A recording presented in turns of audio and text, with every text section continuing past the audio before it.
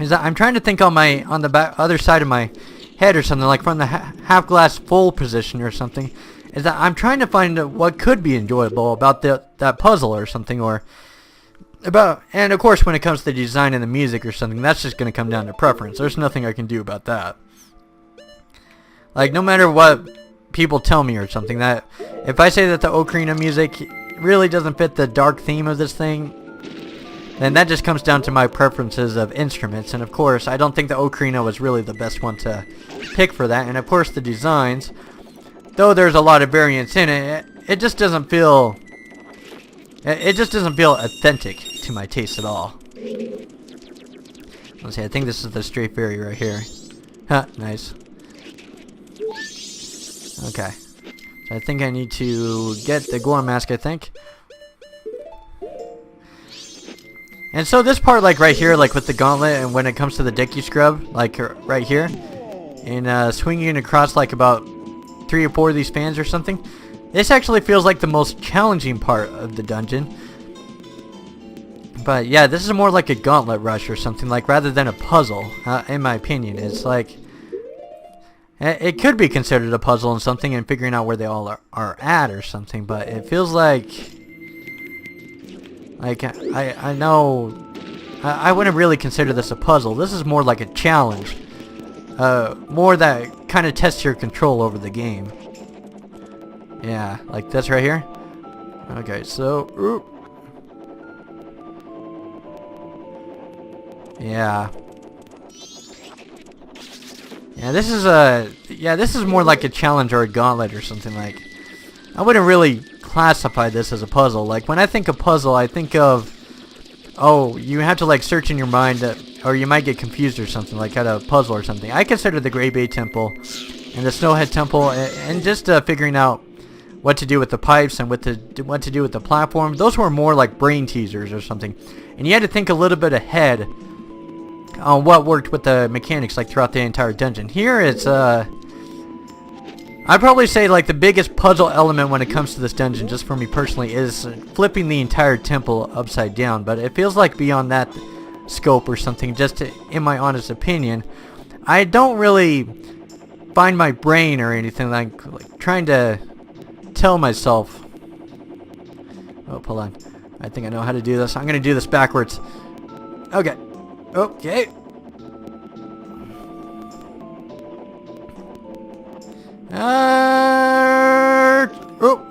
Almost barely made it. We made it. But yeah, this here, I wouldn't classify this as a puzzle. This is more like a gauntlet and more of like a challenge or something. Like something you'd find probably like in Ganon's Tower or something, like from Ocarina of Time. And of course I praised it for something for that, but that's more, they kind of did it out of unusual. Oh, I don't know. I'll talk about it here in a second.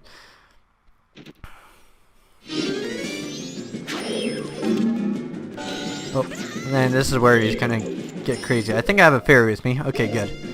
So as long as I keep this up. Okay, so he's just getting him flip. Okay. And then that's pretty much all I have to do is just wait. So he's just gonna like, oh, here we go. Okay, so I just gotta slice here really quick, and then alright, so he just kind of like flips around or something. Okay, and then roll. I guess this is the next thing I can kind of talk about with the mini bosses with this dungeon or something. And quite honestly, the Garo Master, he honestly could have done better in my opinion. Okay, and then he just kind of like slices right there. Because it's like once you figure out the pattern to him or something, it's like,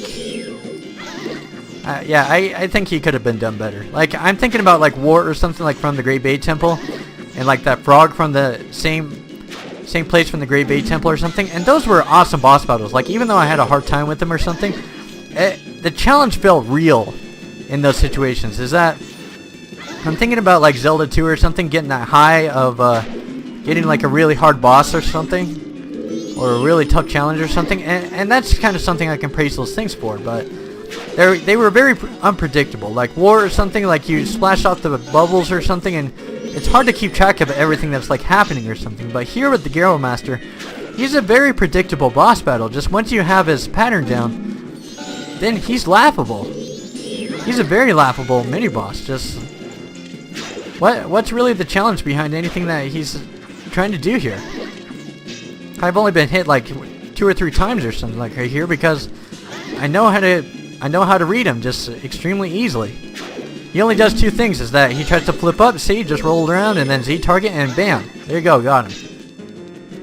I think Wart the Frog and Georg or something from Great Bay Temple, I think they far outclass these boss battles. Just in my opinion or something. Like, well, one thing I can probably give him credit for is that he's probably better than the Wizro from Snowhead Temple. So I can say that this mini boss is a lot better than that one.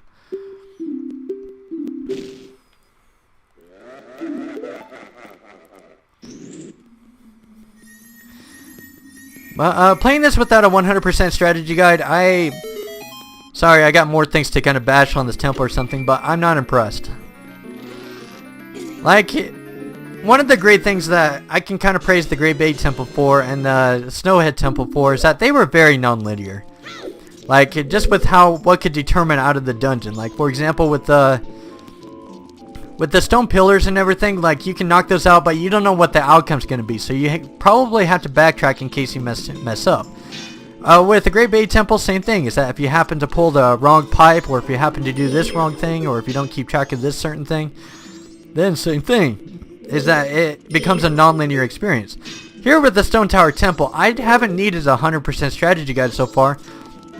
But all that I've really needed to do so far is just follow the path in front of me. And so far, this is what's come up out of it. Is that there's really no challenge of any exploration or anything so far.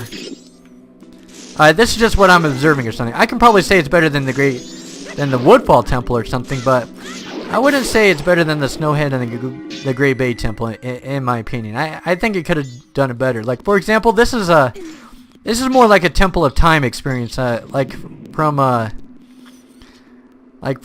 Twilight Princess. Is that it feels, once you just know that one direction to go, I'm not really getting confused on any branching paths or anything in the dungeon so far.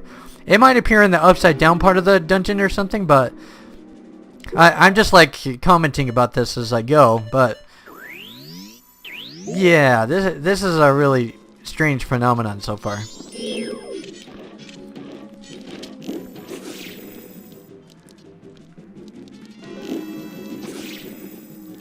Let's see,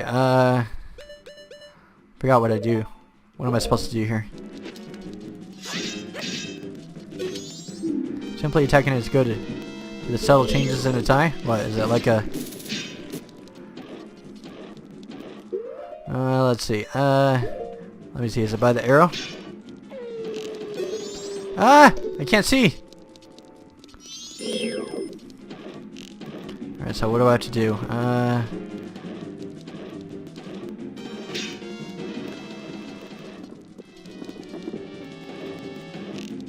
What do you mean the subtle changes in its eye? Ah, pff. What was that?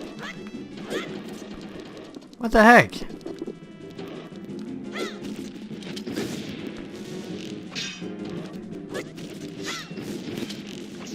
Okay, so I don't need my light arrows, good.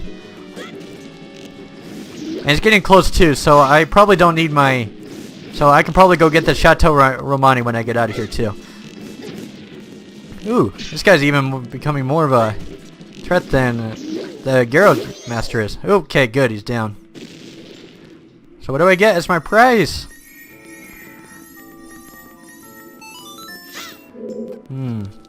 So the bluish hue from the dungeon is starting to come up now with the...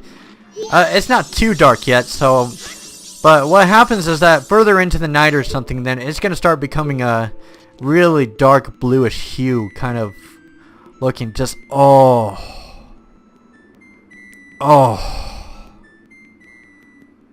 That... Wow.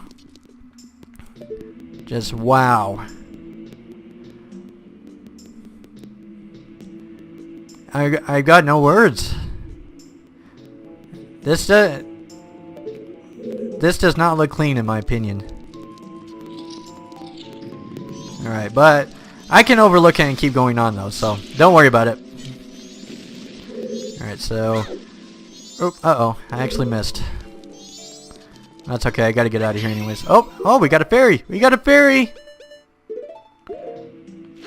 I am gonna have to use it for the Chateau Romani later, huh? Okay, so let's see. What do I do to get out of here anyways?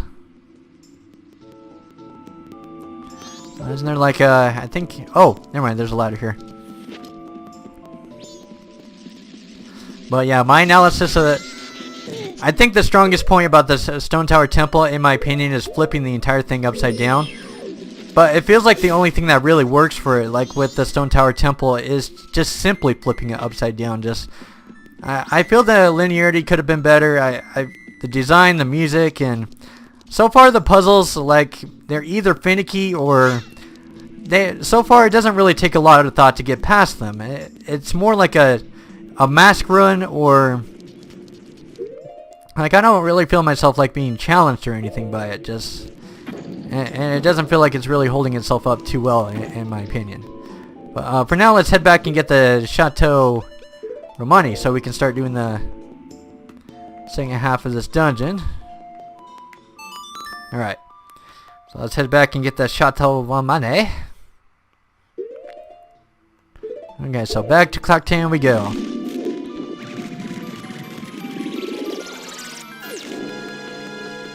But yeah, right now I'm trying to think about the Wind Waker from when it comes to the Tower of the Gods, and I honestly would do that dungeon more than the Stone Tower Temple so far. I know that like throughout this entire Let's Play, I know some Majora's Mask fans were like having this glimmer of hope or something that I would like the Stone Tower Temple, and like with what happened in the last couple of parts or something, I know some were raising up their head a little bit to say, oh, Iconic Canyon, since it went back into the, oh, I don't mind it zone or something. Like, don't get me wrong or something, like the Stone Tower Temple, it doesn't do anything to make me mad. It's kind of something that just bores me about it. It's like... Yeah, it doesn't really do anything to really make me mad or anything, to really just crush it underneath all of my feet or something. Just, as I mentioned in my dungeons or something, is that I just happen to just be so bored with it, just with everything that it executes with, that's the reason it becomes my number 35 dungeon. Is that I feel like it could have done a lot of things better.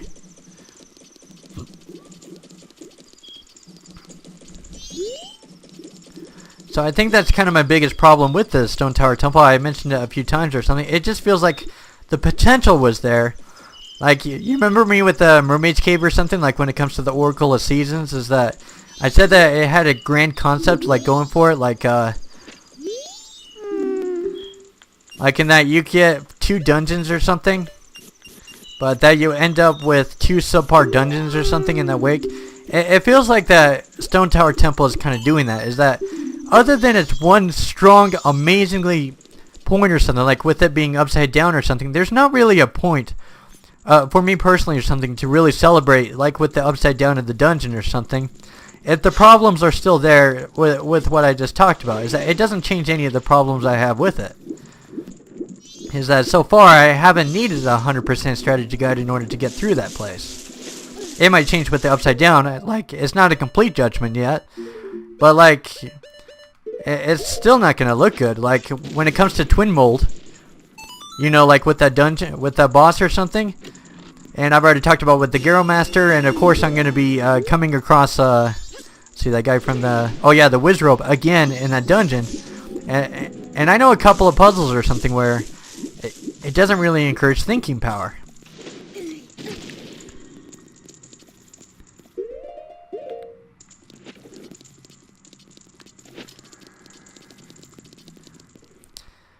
And I know that some people are going to pipe up in the comments, like, sooner or later. Like, when I keep talking about it, is that they're going to say, like, okay, I get the point. I get the point. That you hate the Stone Tower Temple, can you just please stop talking about it? Is like, well, I'm like...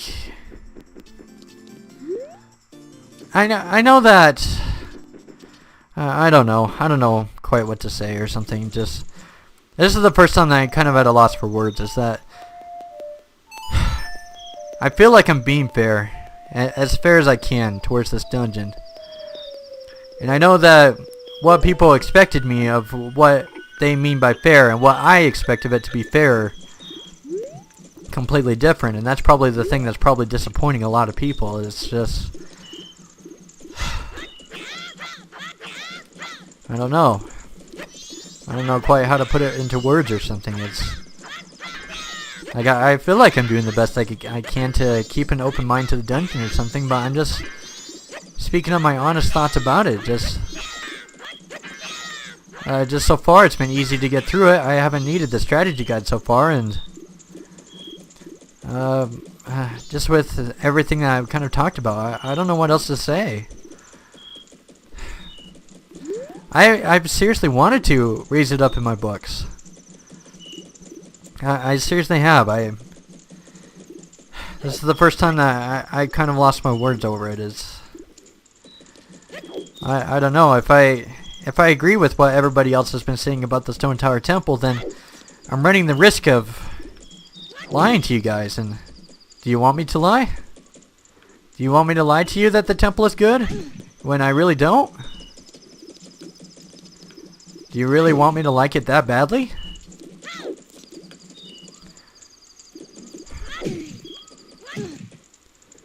I don't think you want me to lie, do you? Do you?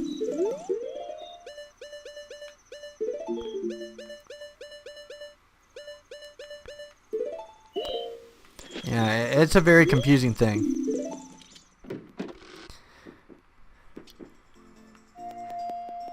Well, it's kind of heartbreaking me at the moment. And it's kind of... yeah, it's kind of being a heartbreaking thing for me, is that part of the reason I wanted to get into Majora's Mask is to really get into why everybody else was appreciating about this game, and it feels like I can understand everything and what everybody else has been praising it for, like when it comes to the side quests and when it comes to the Great Bay Temple or something. And I know everybody else was having their thoughts or something, and that I could possibly like the Stone Tower Temple, but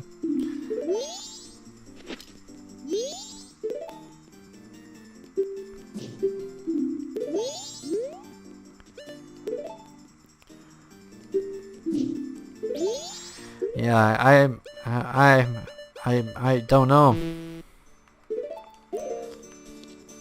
Just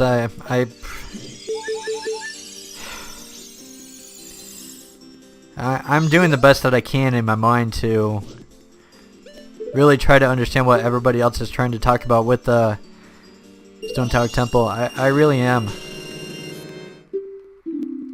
So I'm sorry if I'm sorry if if you were one of those people that was expecting me to put up the Stone Tower Temple like higher up on my list or something, but there's really, in my honest opinion, I can't find any from my open objective view or something. I'm trying to do the best that I can to analyze something positive from it or something, but I can't. I have to stick to my honesty. I know people don't want to hear it or something, like when it comes to the hated dungeons or something, and they probably don't want to hear it here. But I'm doing the best that I can. And so far, it's still sticking to number 35. I think it...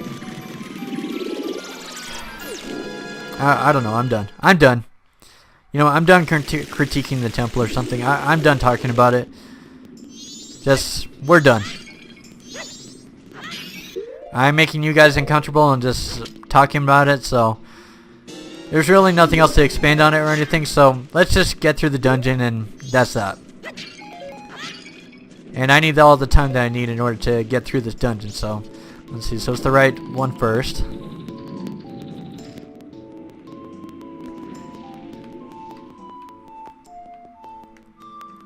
Okay, good.